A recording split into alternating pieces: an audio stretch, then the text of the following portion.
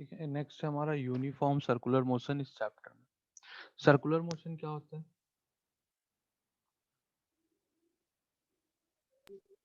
rolling motion types. जब भी कोई बॉडी है उसका पाथ कैसा हो, हमेशा एक सर्कल की तरफ मूव कर रही है, इसको कह रहे होंगे सर्कुलर मोशन। इसको टू पार्ट्स में डिवाइड किया गया है, एक तो यूनिफॉर्म सर्कुलर मोशन, दूसरा है नॉन यूनिफॉर्म। ठीक है, यूनिफॉर्म सर्कुलर मोशन में क्या हो रहा होता है कि बॉडी की जो स्पीड है वो सेम हो रही होती है।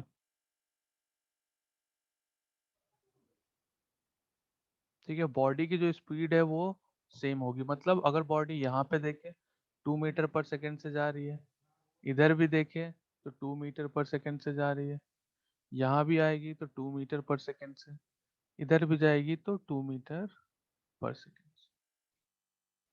स्पीड तो सेम हो रही होगी, क्या वेलोसिटी भी सेम रहेगी? Direction change हो जाएगी बस. यस, तो velocity will change. Fine, acceleration की बात करें, क्या एक्सेलरेशन होगा इसमें?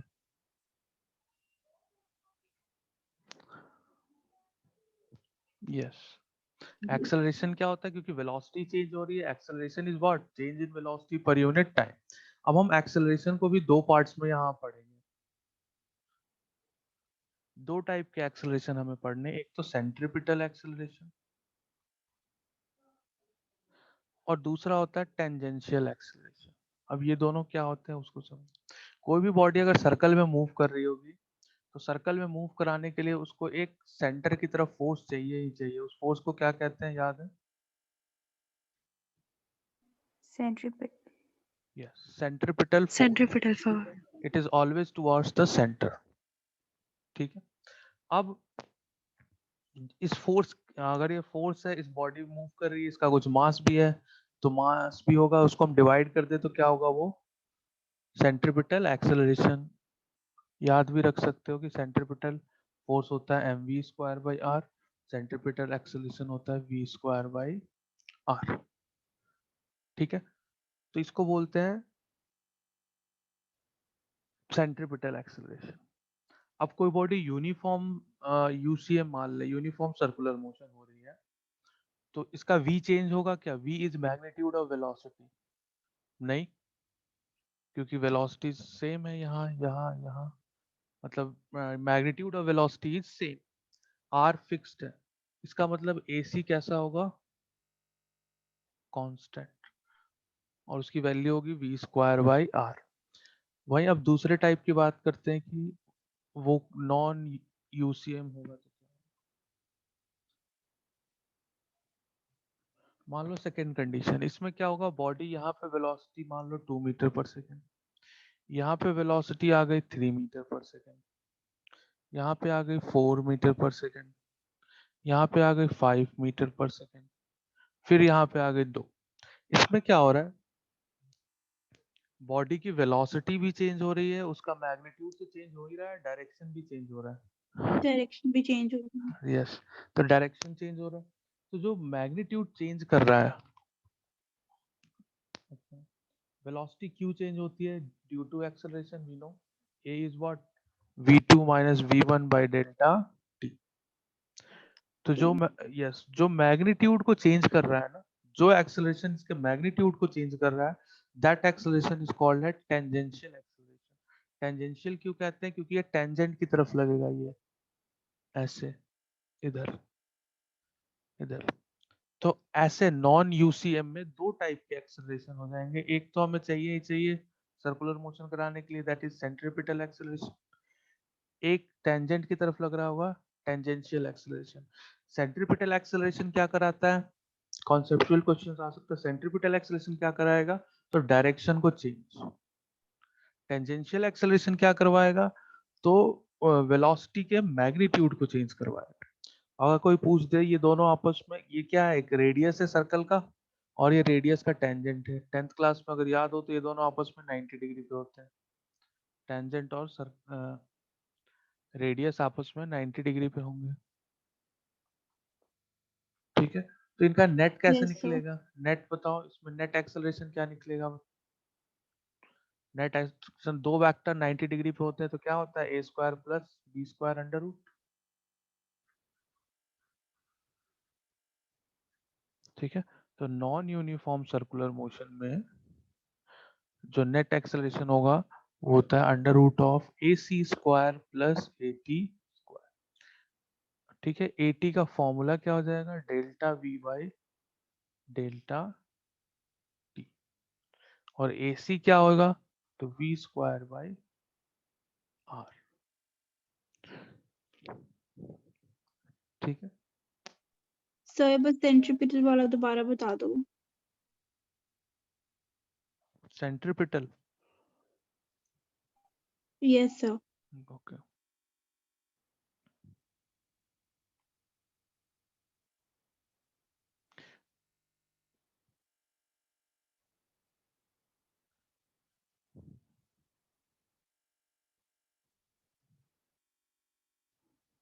सेंट्रीपिटल में क्या होता है? देखो, कोई भी बॉडी जब सर्कुलर मोशन कर रही होगी तो उसके लिए एक इसेंशियल चीज है, दैट इज सेंट्रीपिटल फोर्स।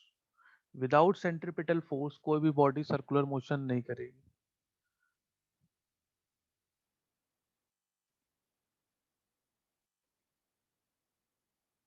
ठीक है, और centripetal force always towards centre. Center. Yes, अगर मान लो ये बॉडी है यहाँ पे, इस पे फोर्स लग रहा है सेंट्रीपिटल इस साइड में। ठीक है, और इस पे जो फोर्स लगता है वो होता है, अगर मैग्नीट्यूड की बात करें तो M B square by R. Mass जो है एम बॉडी, वी है इसकी वेलोसिटी और आर है रेडियस। ठीक है, अब इस पे centripetal force toward the centre लग रहा है तो इस पे एक एक्सेलरेशन भी होगा। और एक्सेलरेशन क्या होता है? Force divided by mass. यहाँ से मास कैंसिल हो जाएगा, वी स्क्वायर बाई आर। और डायरेक्शन इसकी भी सेम रहेगी, दैट इज टुवर्ड्स सेंटर। ठीक है, बट ये एक्सेलरेशन क्या करने का काम कर रहा है? सेंट्रीपिटल एक्सेलरेशन होता क्या है बताओ? एक्सेलरेशन क्या करता है? एक्सेलरेशन को कैसे Change define? in velocity. Velocity को चेंज कर रहा होता है। लेकिन हम यहाँ कह रहे हैं ये यूनिफॉर्म सर्कुलर मोशन है, यहाँ भी टू जा रहा है, यहाँ भी टू आ रहा है, यहाँ भी टू आ रहा है, फिर यहाँ भी टू आ रहा है। अब हर तरफ क्या हो रहा है?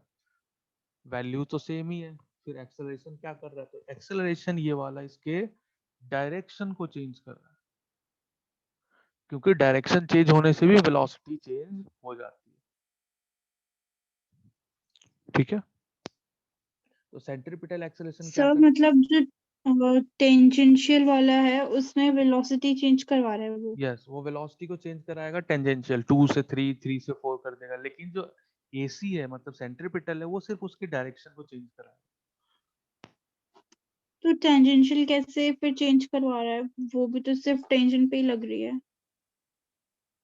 नहीं, मान लो जैसे कि मैंने ये एक थ्रेड लिया, यहाँ पे ये उसको बांध दिया। अब यहाँ से मैं बाहर से फोर्स लगा रहा हूँ और इसको पहले ये रेस्ट है, फिर इसको ऐसे घुमा, फिर मैंने और ज्यादा तेज फोर्स लगाया, फिर क्या होगा? इसकी स्पीड बढ़ रही होगी। जो भी मैं फोर्स लगाऊंगा वो दो पार्ट्स में डिवाइड हो जाएगा। एक अंदर की तरफ, जैसे मान लो इसमें टेंशन फोर्स है तो ये दो पार्ट्स में काम करेगा। एक तो इसके वेलोसिटी को बढ़ा रहा होगा तो उसको टेंजेंशियल एक्सेलरेशन बोलेंगे, और एक डायरेक्शन को चेंज कर रहा होगा जिसको हम सेंट्रीपिटल बोलते हैं।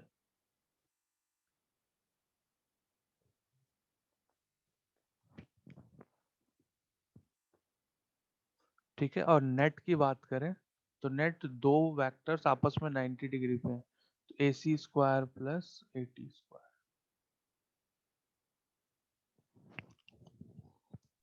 Okay sir. तो ये था हमारा सर्कुलर मोशन।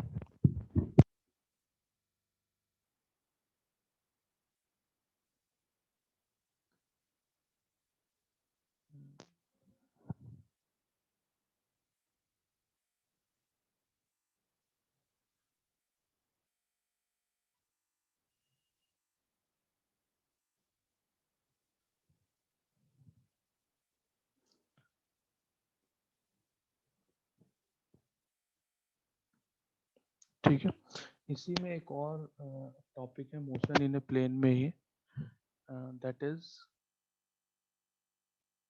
River crossing.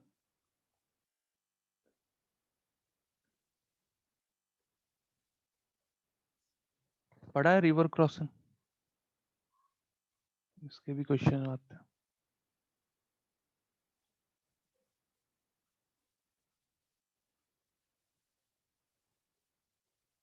मान लो ये रिवर है और रिवर वी आर वेलोसिटी से इधर की तरफ बह रहा है, और एक मैन है जो चाहता है इस रिवर को क्रॉस सर कर। आपकी आवाज कट रही है। हेलो, ठीक है अब?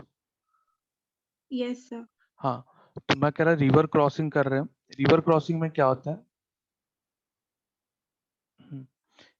एक रिवर है जो इस वी आर वेलोसिटी से इस डायरेक्शन में जा रही है, और एक मैन है जो कि इस पॉइंट पे ए पॉइंट है और ये दूसरी तरफ जाना चाहता है बाय स्विमिंग।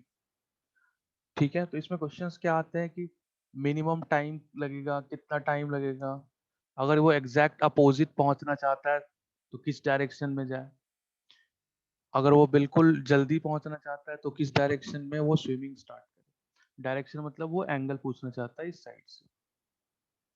ठीक है, होगा क्या देखो, मैन अगर ऐसे जाएगा तो वेलोसिटी ऑफ मैन, लेकिन यहाँ पे सिर्फ मैन स्विम नहीं कर रहा है, यहाँ पे क्या है, रिवर भी आ रही है, वेलोसिटी ऑफ रिवर। अब दो वेक्टर से इन दोनों को ऐड करेंगे तो मेन वेक्टर कहाँ चला जाएगा, यहाँ पे। तो वो छलांग तो इधर लगाएगा बट पहुंचेगा कहाँ पे, वो यहाँ पे पहुंचेगा। समझ आई ये बात, क्या होगा इसके साथ? Yes sir. ठीक है, लेकिन मैं चाहता हूँ कि नहीं, मुझे इसी पॉइंट पे ही पहुंचना है, तो मुझे कहीं ना कहीं छलांग यहाँ लगाना पड़ेगा ताकि दोनों ऐड होकर के ऐसे यहाँ पे आए और फिर मैं यहाँ पे पहुंचू। ठीक है, तो ये इसका कॉन्सेप्ट है, बस दो फॉर्मूले हैं इसमें, मिनिमम टाइम कब लगेगा और बिल्कुल एग्जैक्ट अपोजिट पहुंचना है तो मुझे क्या करना है। ठीक है, बस ये दो चीज सीखना है, याद करने की जरूरत नहीं, बस समझ लो कैसे। मान लो ये रिवर है, रिवर डी डिस्टेंस है, हमें डी डिस्टेंस को क्रॉस करना है। यहाँ पे रिवर जो जा रही है वी आर से, और मैं चाहता हूँ कि मैं बिल्कुल अपोजिट पॉइंट पे पहुंचूं, ए से बी पे पहुंचूं। ठीक है, तो मुझे कहीं ना कहीं ऐसे छलांग लगाना पड़ेगा। तो ये होगा वेलोसिटी ऑफ मैन, इधर से आ रही होगी वेलोसिटी ऑफ रिवर, और दोनों ऐड होकर के रिजल्टेंट वेलोसिटी ऐसे आएगा, तो फिर मैं सामने पहुंचूंगा। ठीक है, मैंने मान लिया थीटा एंगल पे मुझे यहाँ से लाना है। ठीक है, तो मुझे ऐसे छलांग लगाना पड़ेगा कि जो मेरा मैन है इसका थीटा एंगल ये वाला है। ध्यान से देखना, ये था वेलोसिटी ऑफ मैन, इसका एक कंपोनेंट इस डायरेक्शन में होगा, कितना कंपोनेंट होगा बताओ, ये वाला V sine theta. Cos theta ना, ये थीटा है। देखो यहाँ पे वेलोसिटी ऑफ मैन ऐसे था, मैं इस डायरेक्शन से पूछ रहा हूँ, और इधर क्या होगा,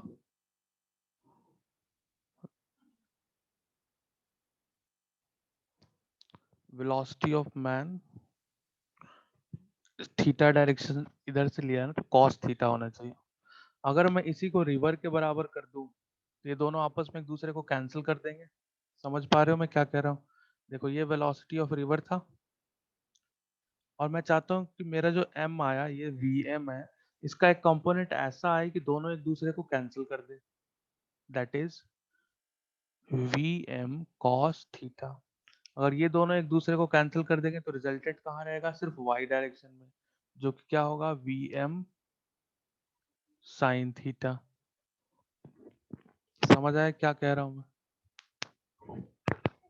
सर दोबारा बता दो। मुझे लग रहा था थोड़ा चलो देखो, यहाँ पे क्या कर रहे हैं, रिवर को क्रॉस करना है मुझे, जिसकी डिस्टेंस d है। ठीक है, अब मैं चाहता हूँ मैं A पॉइंट से B पॉइंट पे जाऊँ, और direction of velocity of river is direction.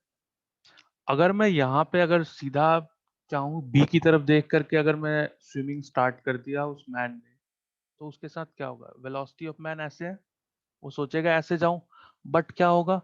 River भी तो है, रिवर उसको ऐसे ले इस डायरेक्शन में है और दोनों वेक्टर को ऐड करेंगे तो नेट रिजल्टेंट ऐसे आ जाएगा, तो वो कहीं यहाँ पे जाके पहुंचेगा। ये तो समझ आया इतना पॉइंट। Yes sir.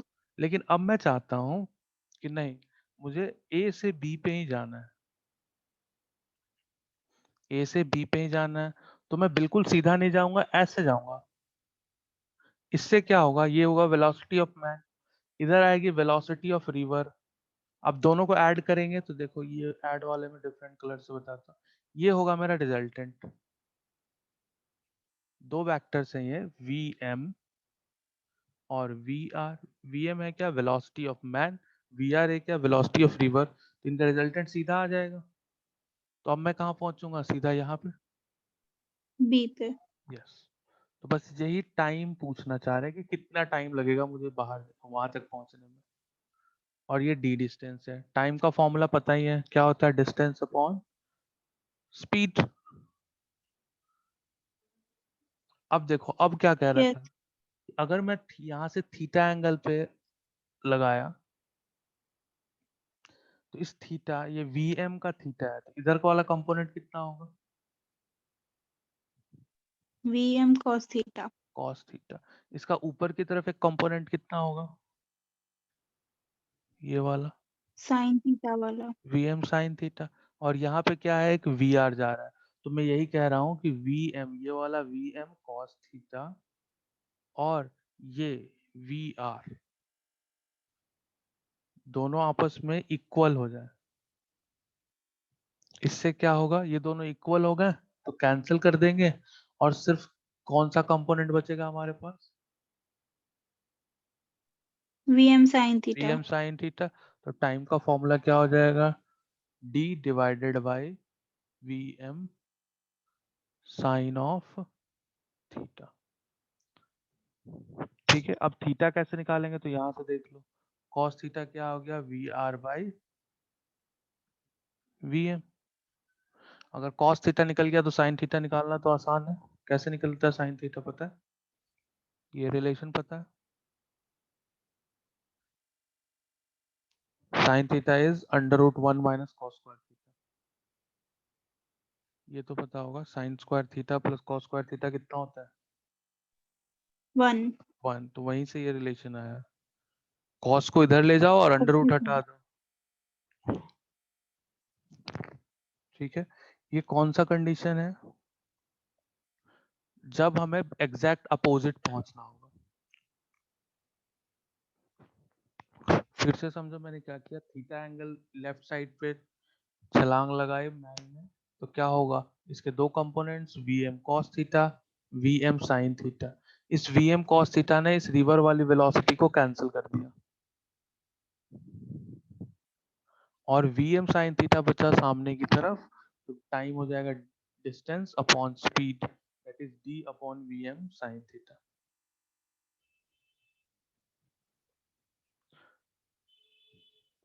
ठीक है। Yes sir.